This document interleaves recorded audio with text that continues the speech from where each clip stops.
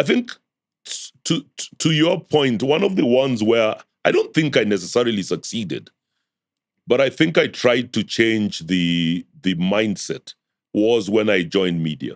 Big organizations are tough to turn. They are very, very tough. But the good thing with them is when you set it in the right direction and it's going off, they make a lot of money. I thought I was going to have an easy time telling you about my own life.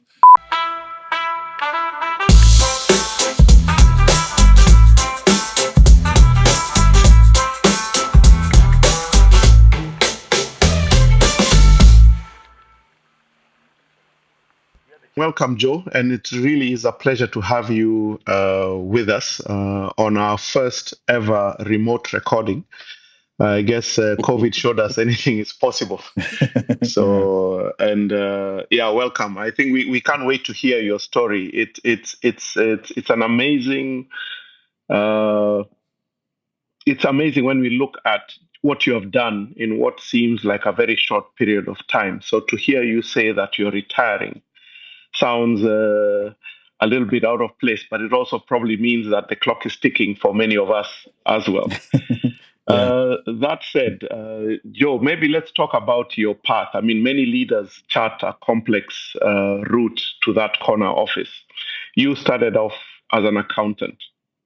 What made you ditch accounting? And tell us a little bit about that. Well, the accounting bit was really what we were driving at when we were in school. I studied accounting in university, and I came back home very well, or rather sure that that's what I'm going to pursue in life. But when I started off my career, I got a job with East Africa Industries, the Unilever, today. And I was offered a job for whatever reason. There's a gentleman called Akil Basrai. Not too sure why, but he told me, I think you'd make a good sales person. Anybody who knows me well, and I insist well, will know that I'm really an introvert. And I could never understand why he offered me this job as a sales rep. Anyway, the pay was good, free company car, I was young. Yep. And I took the offer and went out to Kisumu to sell Royco Blue Band and all that stuff. And did it for just over a year and then came back to do accounting and continue with all the professional studies. It took 2 years of a very repetitive job, and you pretty much knew what the cycle was. 15th of the month, you gave a forecast of what it's going to be like. At the end of the month, you reported, and this month you'll do the budget. And I think after 2 years of that, I said, the other life is a little bit more exciting. And I asked for an opportunity to go back into marketing. And I started off as a junior brand manager, assistant brand manager, as it was those days. I was doing detergents. I launched Geisha toilet soap, which is still going. And I started looking after detergents. And I've never really looked back after that. So that was the beginning of my marketing career. It's just the sheer repetitiveness of accounting that made me decide this is not what I want to do for the rest of my life. It's amazing how, I mean, a lot of leaders come through that marketing side of things. And when I met you, I don't know if you remember, I'll give two very quick stories for you. I may have told you this, but I met Joe in circumstances that I'll never forget. The one was on a golf course in Windsor. I was learning how to play golf. A friend of ours, John Musunga, and I were out there. And it was the first time I was out on a full golf course after going through the lessons and now starting to play. And Joe, for some reason, was playing with us. And I was struggling with my stance. And Joe gave me a tip I use to date. Expose your wallet. I don't know if you remember that. He used to say, put the wallet in your back pocket and show people that you got your wallet there. So that helps you to straighten your back and then sort of like stay in the swing. It tells you a lot of the nonsense we sometimes give people. If it worked, I hope it's still working. It does. And you're paying less money from that wallet, so that might be a good thing. Yeah, it does. So that was one. And then to expound this marketing thing, a few weeks later, I'm playing with Joe again in Windsor. We meet in the golf park. I have a brand new car, Passat. and Joe was driving one of these senior series Mercedes Benzes that used to have one wiper. I don't know if you remember those. Joe walks up to me and says, "So Martin, I see your car's got two wipers. And what's the second one for? Is it a spare?" And it took me a week. To stop laughing at that. So yeah, I think you're suited for that degree. Maybe, I don't know, is that sort of like, I don't know whether it's chickiness or just being open and good, because you've really been successful as a marketer. Do you want to talk to that a bit? Well, marketing is a very interesting subject, if you ask me. Much more technical than people think. And I think the reason why I say it's much more technical is because you really have to spend time understanding what the consumer is doing. And in organizations like Unilever, I don't know what the number is these days, or BAT or breweries, you discover that out of whatever amounts they have, the research budget is probably 10, 15, 20% of the total amount. And the reason this is so that you can really find out what it is consumers think about products. There are things that consumers are not good at telling you, and you can pretty much make judgment. But there are also very many things that they will tell you and ignore it at your peril. And I learned over the years that you've got to use your intuition and get things done. But I think the biggest lesson I learned from a gentleman called Andrew Gray, who was a regional director, and this was pretty much towards the back end of when I was functionally in marketing. And it was about doing the research in market in terms of, if you've got an idea that you're 60, 70% sure of, the easiest way to test it is actually take a small part of your market, put it out there, get the feedback and tweak accordingly. And if something is not going to work, I can tell you it takes you about 6 to 10 days, and it's fairly quickly the consumer is not going to buy this thing. And therefore you can pull back and reverse. Did this quite a bit over my career, even as a general manager. And we got a lot of products out successfully. What people don't tell you, and a lot of marketers will tell you this, we never quite talk about the things that don't work. And I've had a few spectacular failures. One I remember was there was a liquid toothpaste called AIM in Unilever. And then when I joined BAT, we relaunched Embassy, and it didn't go very well. In fact, I'm still surprised I kept my job, the regional director. But anyway, you learn your way through these things. It's not always fun and games. The other thing is it's a pressure job. You're always chasing numbers and things like that. So it's a technical thing. You've got to have your intuition. I think the exciting part is creating ads so that you can sell whatever it is, but that only improves the awareness of your brand. At the end of the day, whatever it is you're selling must work and solve the problem that it is intended to. If it does not do that, you can have the sexiest campaign, it won't work. Yeah, it's interesting you say that. I always tell people in my organization and that I work with, marketing is like design. Everybody thinks they're a designer and everybody thinks they're a marketer, not realizing those are professions and they are technical in nature. And the communication in advertising, because my background is that as well, is a very small part of a marketer's life.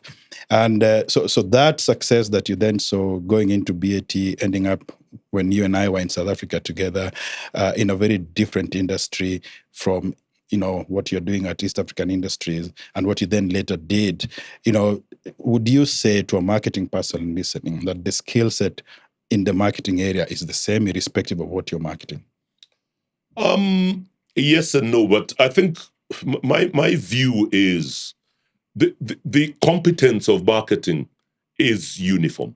You, however, have to have nuances on every single market. If you're doing agriculture, there are certain things that will work there that will not necessarily work if you're selling alcohol or you're selling clothes. You've got to have that the intuition to make sure that you're making the right calls. But I think more importantly is you can have the intuition, but for heaven's sake, please check. Yeah, absolutely. Always check. And it doesn't matter how often you check.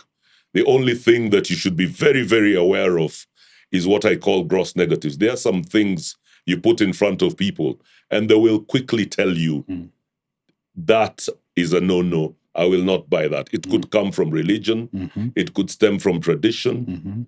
It could be a color.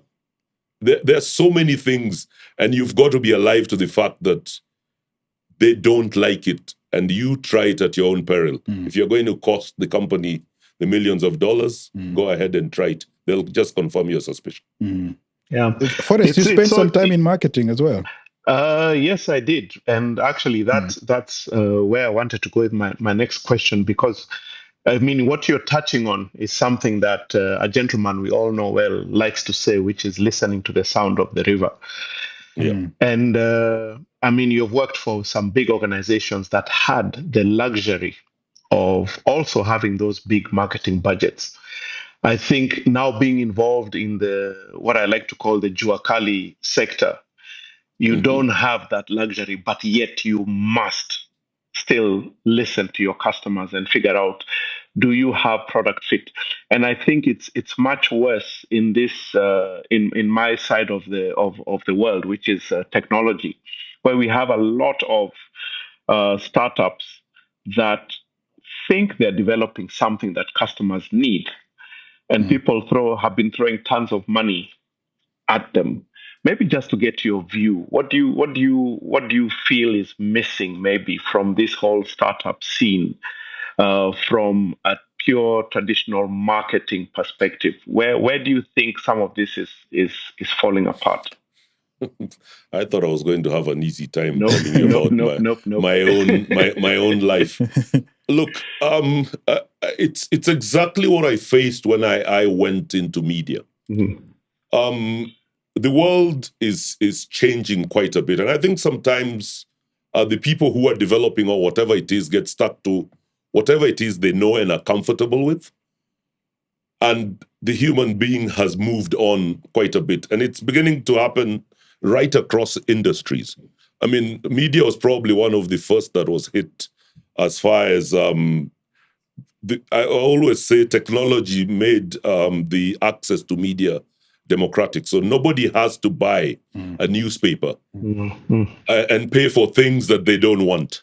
So when you buy a newspaper, you probably read 30% of it, and the rest of it, you're not interested. What technology allowed people to do was go straight and pick what are the things that happened. And in the process, there's lots of things that they would pay for. And the younger generation have grown with that ability, very sort of intuitive in their whole skill set.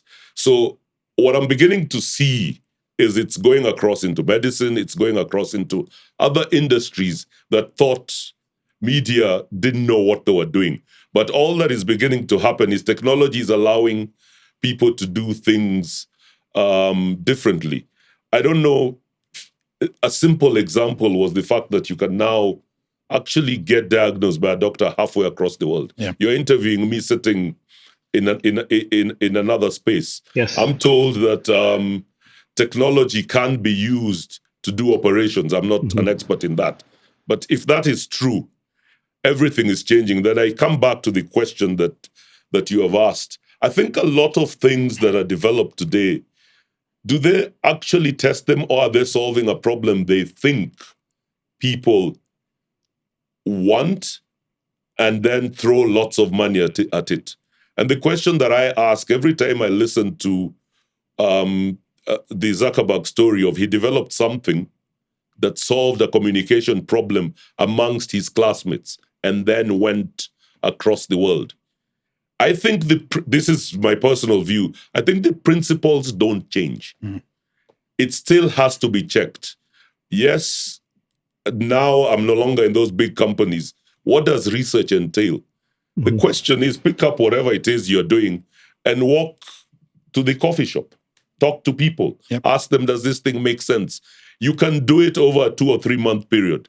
Yes, speed obviously is an issue in the new world order. But if you're going to launch a product, for heaven's sake, check. Yeah. Please check with people. People are not just interested in something because you have a brainwave and you think that it's a good thing. I still remember a marketing director of mine called Kim McElwain, and he asked me a question. And my response to him is, my gut tells me that this is the right answer. And he said, I'm not going to risk $1 million on your gut. So, I makes thought sense. about it. So you've got to go and do the work, whether it's big or small or whatever it is. Yeah. I mean, today in Nairobi, at one point, everybody was buying property or fixed assets, as in land. We've grown old, and some of us have realized that a piece of land sitting there idly waiting for appreciation might not have been the best investment that we could have done when we were younger. Of course, if you can sell it and it has appreciated, you make your money. But let's not talk about the one successful story, which is what we tend to like doing. Let's take the averages of the whole.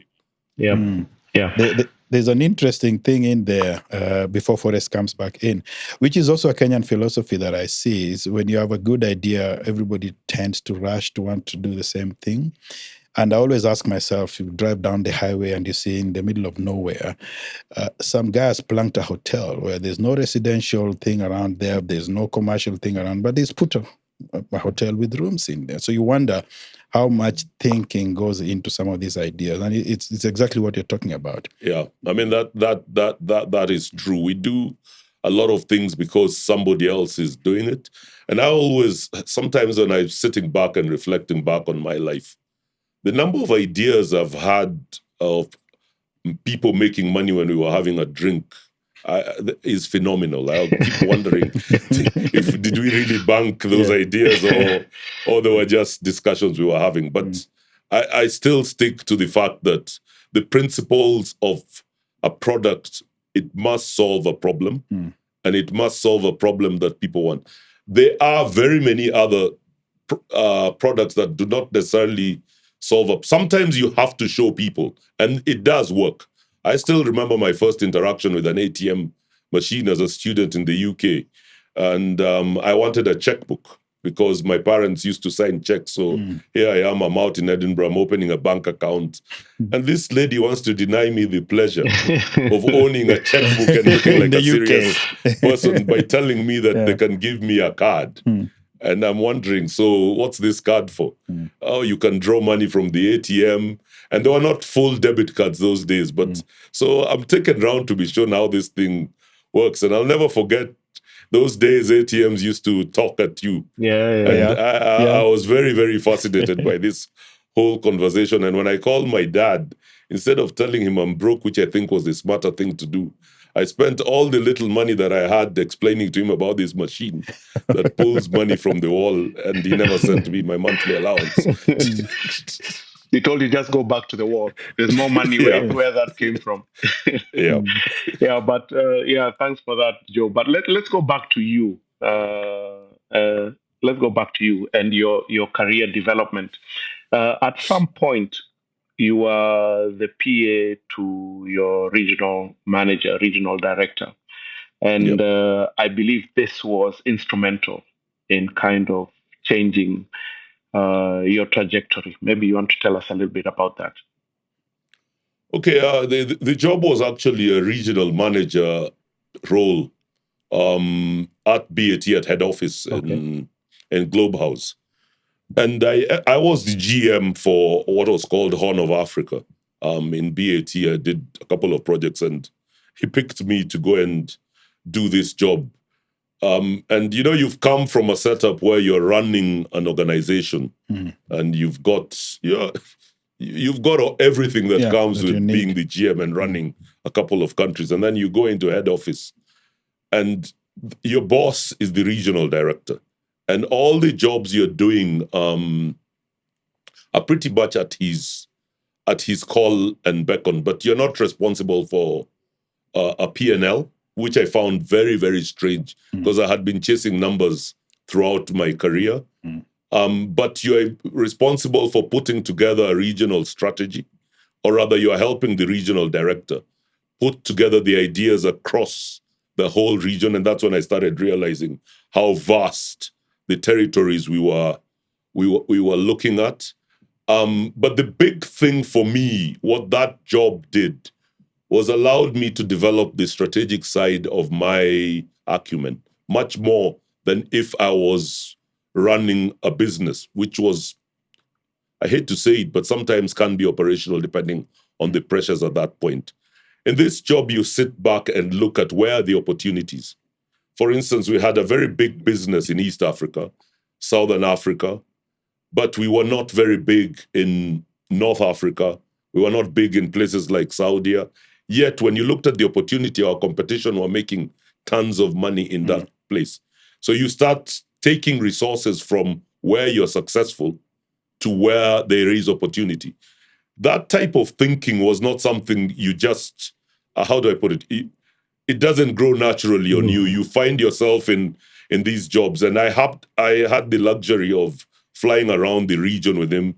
I went to very interesting countries, places I would never have been in my life, just seeing the way things are done differently.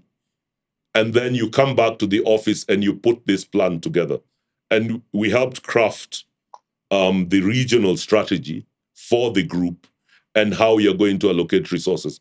And one of the most interesting things is learning that strategy is one thing. Putting it into execution is a very different thing. Putting it into execution can be painful because that's where you start chopping and changing business models in countries that traditionally made a lot of money. You're cutting back. Sometimes people lose jobs and things like that in order to go for where the opportunity is.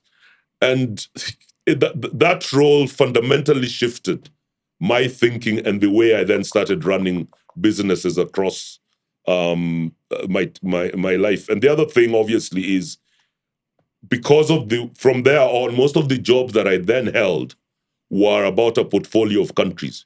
And if you have 5 or 6 countries, one is going to go belly up, the others are going to succeed. And you've got to sort of learn to temper, where do you put your resources? Where are you putting your best people?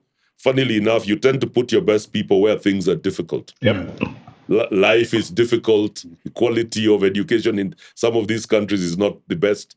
And it just basically changed the way I looked at life and how I led from then on. I thought it was probably one of the best opportunities I ever had in my professional career. And it was in what I called a training role. Even though I was extremely senior, but the organization had those type of jobs that allowed you to grow. It's so interesting you should say that, because I experienced almost exactly the same thing. And that is what took me initially to South Africa, because I was the business manager for the CEO for Africa. So you're part of strategy, you're deciding where resources go, you're traveling a lot. And it is really, really eye-opening, because I think that was the time I traveled the most in my entire life. Which is saying quite something. But travel also opens your eyes.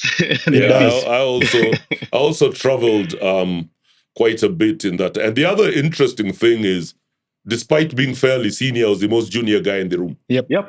So Exactly. you end up doing all the other things that nobody wants to do. And I used to that's why I used to find it quite funny that you make sure everything is working. But the meeting because room is of the role, but because of the role you're playing, you're very influential in the organization. And it's a very interesting thing, because you have to take a step back.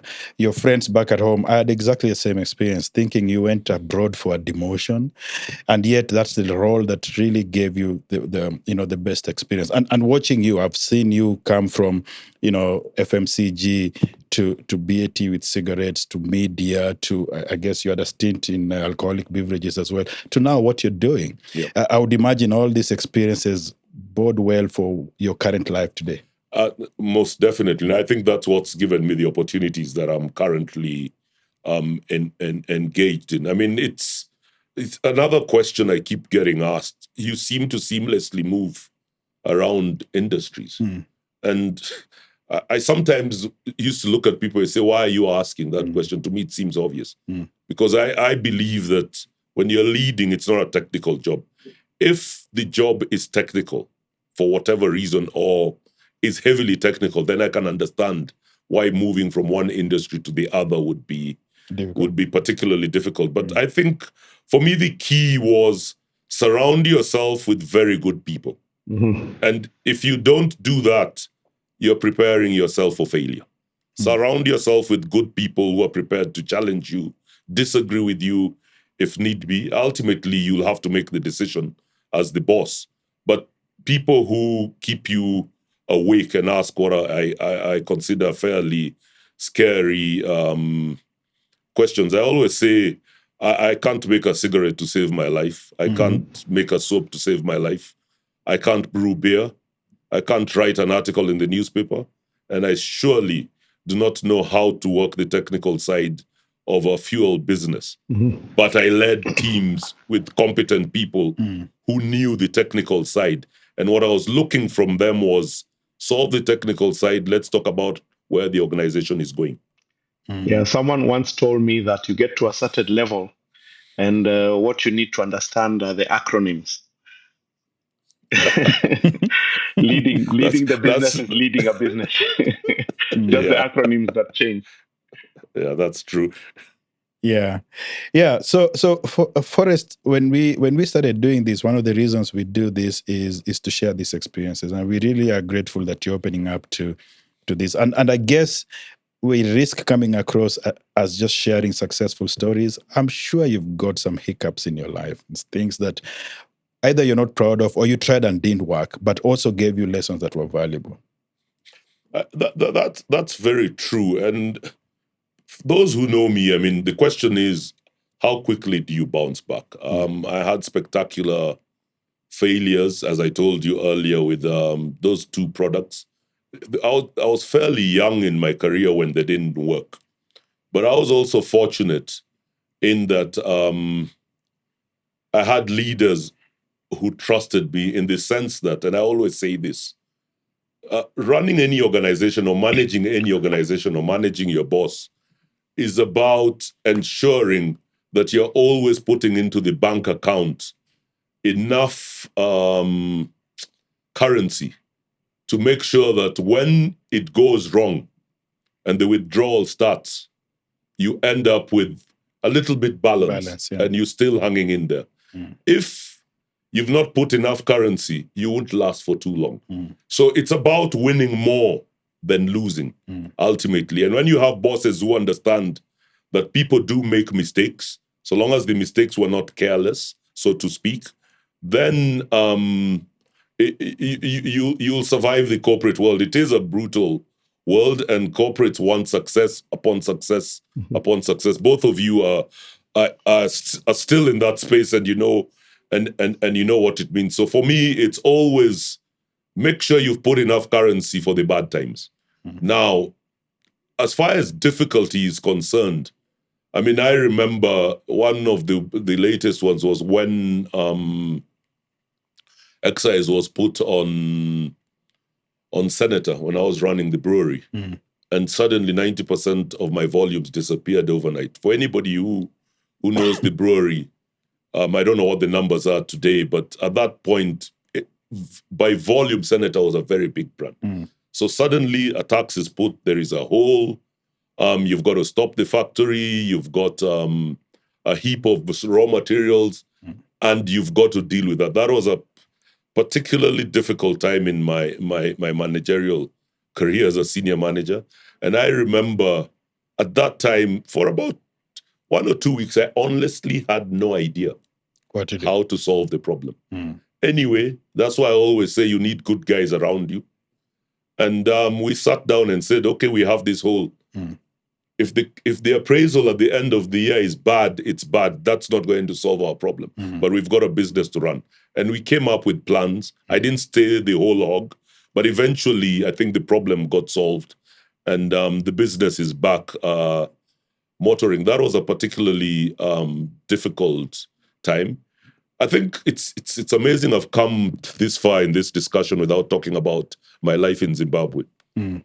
Because I was responsible for the BAT business in Zimbabwe during inflationary times. I remember that.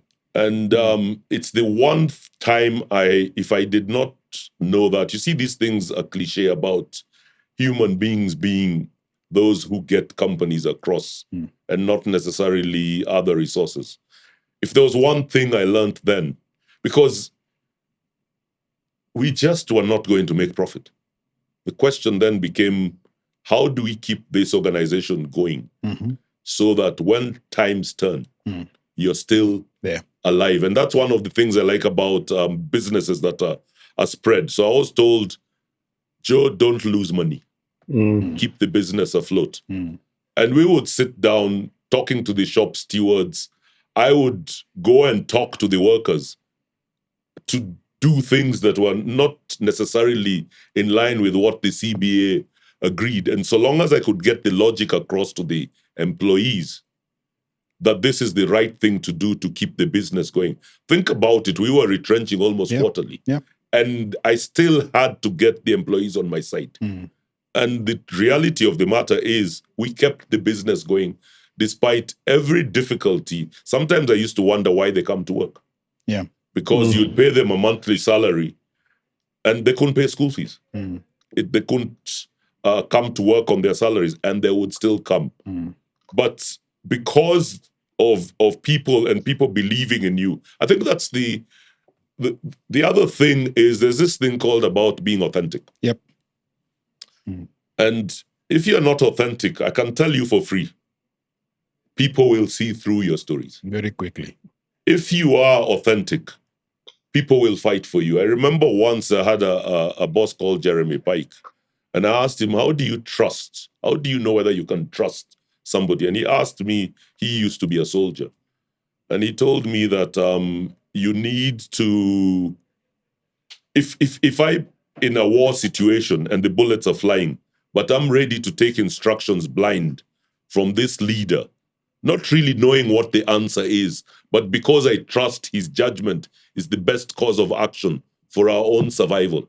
If you're prepared to go to be led by such a person, or you meet such a person, then it's fairly authentic relationship you have. If you start asking, but are we sure? The bullets are flying, remember, it's a life and death situation. And that's what I discovered in Zimbabwe, because people could not feed their families and yet still listen to me. And that gave me a lot of satisfaction when you came through the month or through the year and we were still there, despite everything that was going on. That's really and that really taught me a lot, and I try to lead using those methods throughout my life. It's a great segue. Sorry, Martin.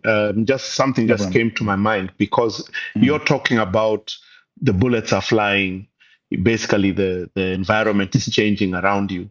But as a leader, there are also times when you have changed the environment. You've had to make some tough calls. You want to tell us about one or two of those where you came across a situation and this happens? I think Zimbabwe we did. I mean, I was able to, I don't know whether it succeeded, but I was able to convince people that people losing their jobs is part and parcel of what has to happen to keep the organization going. Not everybody will be happy about it. I was not happy about it. There's nothing worse than leading people who cannot pay school fees. I mean, we are who we are simply because our parents gave us a decent education and we made it through life.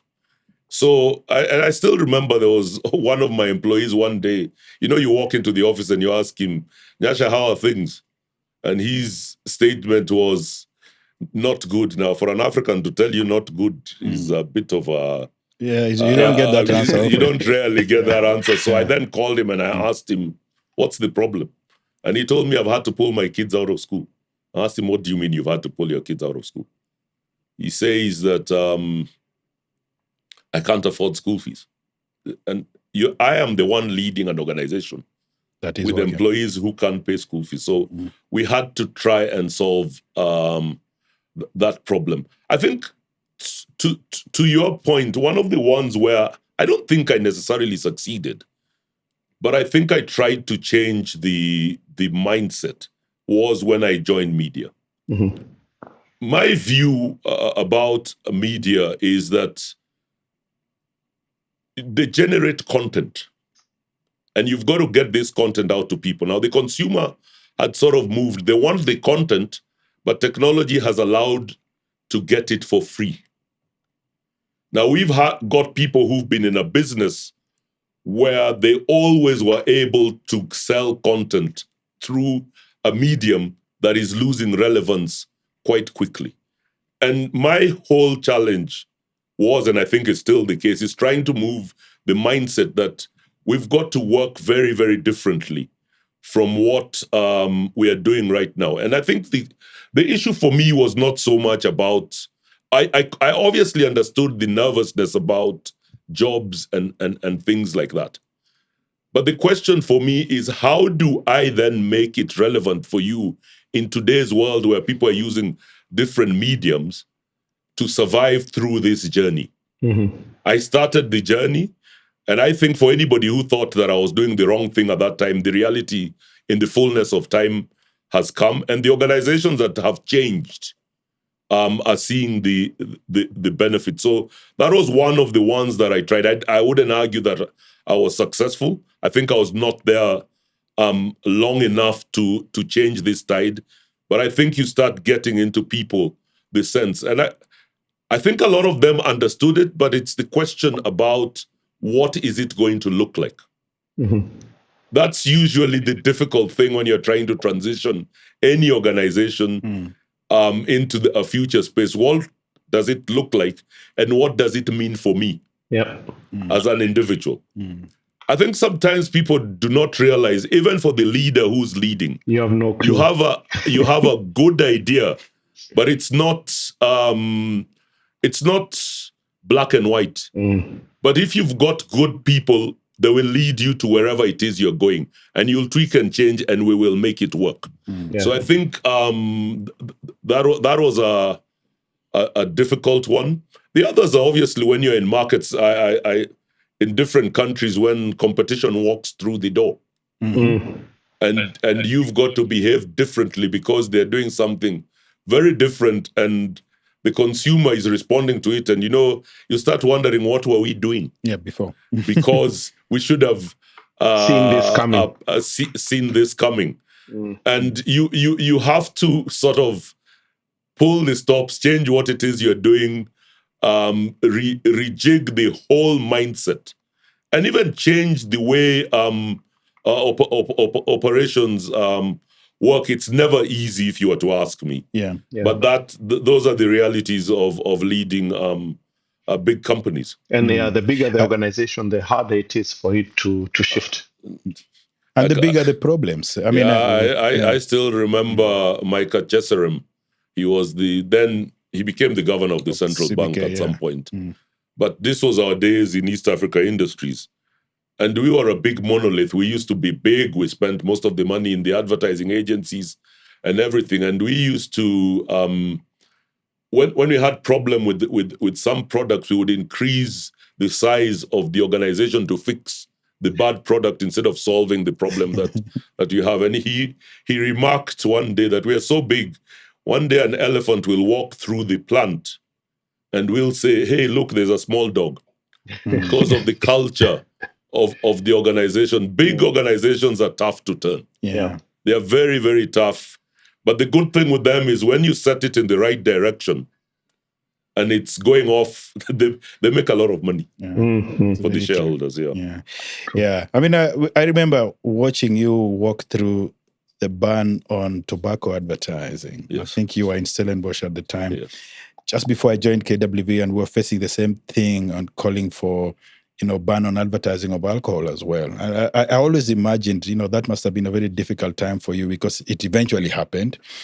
But the BAT business, from what we know, and for all intents and purposes, has continued to grow. I was just wondering, as we draw towards the end, all these experiences, good and bad, have culminated into, these beautiful stories that you say today. I mean, you've called out a few that were challenging. What has been your best of the experiences, if you could put that across? I think I've had different experiences in different organizations. I think the organization I enjoyed working because I grew a lot. I was fairly young when I joined and became senior. Was obviously BAT. I worked in BAT for 17 years, and I had lots of experiences. They trusted me. They took me all over the world, and I grew, and I enjoyed life. And then in breweries, I think the bit that I liked about the brewery was innovation. Mm-hmm. I remember today we have brands like Chrome. I still vividly remember when there were small ideas. They have a very interesting innovation model where you learn and try things, and that was particularly enjoyable. Yeah, I enjoyed being in that phase of my life.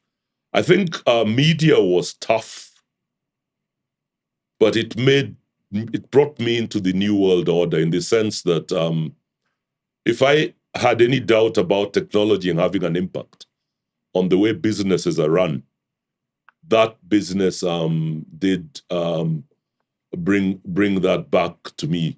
And then I remember when I joined Vivo, I think the most interesting thing for me was, many people do not realize this, but the oil marketing firms work on a fixed margin, and the prices weren't going to go out anywhere, anytime, or are not going to change anytime soon. And so we were looking for new revenues. And this thing of putting these KFCs and all into stations, it was a very good response. In certain places, those businesses will actually make more than the fuel. Wow. So they had a lot of land and a lot of fixed assets. So when people see Shell and prime land and prime land, when people see Shell, they see the fuel business and they forget to look around. And it's very complementary because when people come to do the other things, they buy fuel and vice versa. So I wouldn't argue that there was one better than the other, but I think there were different things I learned in different organizations. But the one I value most is about valuing your colleagues, realizing that you're not the smartest person in the room, and leaning on the people around you to succeed. I would not have been who I am if, for instance, incidentally, I met one of them the other day, a gentleman called Liban, when I was leading Horn of Africa, and we had tough times operating in the Somalia and all those places. But if it was not for these guys delivering on what they were tasked to do, I would never have been who I am. So you never succeed on your own. And anybody who tells you otherwise is pulling your leg or simply doesn't know what they're talking about. And I'll say that fairly bluntly. I am successful because of others. Yeah, or they haven't gone through the experiences of leading, because that story is so true for all of us. And for someone like you who was just slightly ahead of us in seniority as we came up this corporate ladder, Forrest and I really, we admire the work you've done. And we've followed changing industries, taking our skills from one country to the next. And we're just happy that, someone like you can come and share this with us as well. Forrest, I don't know if you agree. I mean, no, for sure. I do have a couple of questions, which were not on the list. Simple ones. I mean, high pressure jobs, great growth, great impact as a leader. How do you keep sane? One of the things that we try and do in this podcast is also show this mythical balance of how leaders keep some sanity. A couple of things that you do. Obviously, Martin has mentioned golf. What else? Yeah, and apart from the humor, of course. You've got to do other things you like. Many people had no idea that I am actually an avid photographer of birds. Wow. I've taken it up much more now that I'm no longer on a full-time employment, and I was out in Uganda actually 2-3 weeks ago doing that. So there is many other things. In fact, a question you might ask or you might not ask. Somebody asked me that if you were to redo your life, what would you do?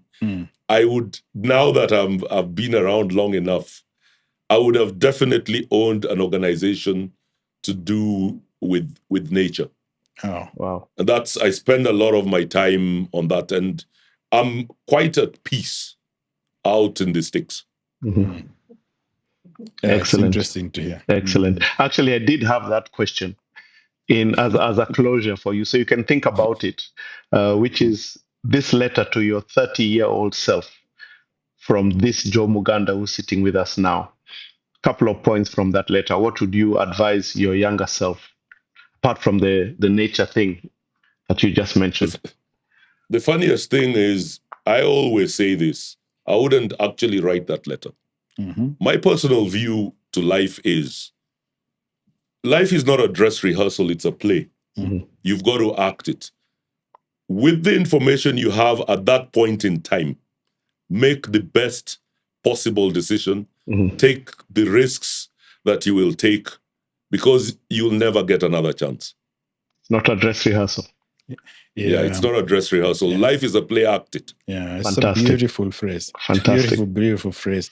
Yeah, and live it, especially if you're in high pressure positions, as you can see, Joe and some of us have gone through. It's not the end of the world. There's just so much more you can do, and enjoy it as you go along. So, yeah, thanks for that.